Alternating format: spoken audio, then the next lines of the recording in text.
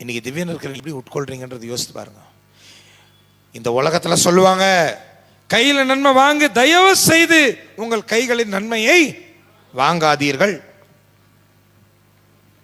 கொடுக்கலன்னா அப்படியே வணங்கிட்டு வந்துருங்க. சண்டை போடாதீங்க, சண்டை போடாதீங்க, பேசாதீங்க, வாக்குவாதம் பண்ணாதீங்க, நாக்க நீட்டுங்க. கொடுத்தா வாங்கிக்கங்க, கொடுக்கலையா ஆண்டவர் நமக்கு கொடுத்த கிருபை இவ்வளவுதான் வந்துருங்க.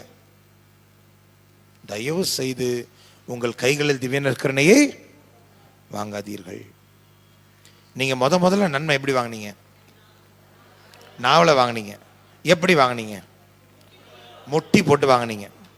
ஆண்டவர் உங்களுக்கு முட்டின்னு கொடுத்துருக்கிற வரைக்கும் தயவு செய்து முட்டி போட்டு திவ்ய நற்கருணை வாங்க. ஏங்க, தேவாதி தேவன் வர்றாரு, ராஜாதி ராஜன் வர்றாரு, சர்வத்தை படைத்தாண்ட கடவுள் உங்களை தேடி வர்றாரு. அவர் முன்னாடி முட்டி போடுறது என்ன கஷ்டம்?